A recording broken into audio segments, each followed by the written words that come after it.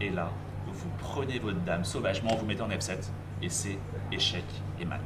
Et en fait, la stratégie, c'est qu'on a retardé le développement du cavalier G1 pour laisser la poussée F4 possible. Donc on joue ici F4.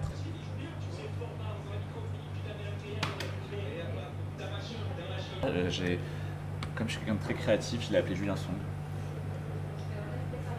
Et c'est un petit peu mon but, quoi, faire du contenu sur les échecs et essayer de le simplifier surtout, ou de le rendre un peu plus fun. Parce que c'est vrai que des fois, ça peut faire très très peur les échecs. On se dit, ah non, c'est pas pour moi, c'est trop compliqué. Donc mon but, voilà, c'est de le simplifier, de le rendre plus fun, avec comme objectif de ramener de plus en plus de monde vers la pratique du jeu, quoi. Alors Wen Benama, on peut mettre ça. Wemby, où est-ce qu'il est? Il est là, Wemby? C'est l'un des échecs et maths les plus difficiles qui soit en un coup. Alors ça peut paraître étonnant parce que le seul échec que l'on voit, c'est Dame H4 échec. Moi, j'ai débuté il y a 4 ans le contenu. Et ce qui est fou avec les échecs, c'est que c'est hyper intergénérationnel. Donc en fait, je fais autant de vues sur TikTok, qui est un réseau réputé, on va dire, un petit peu pour les jeunes, les ados, etc.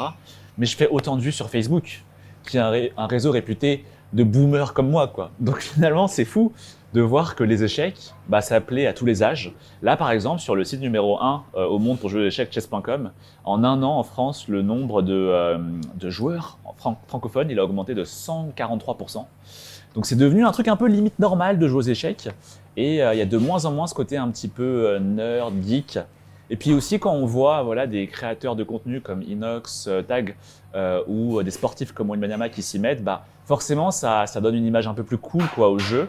Donc je pense maintenant finalement il y a moins ce côté un peu nerd on va dire et geek.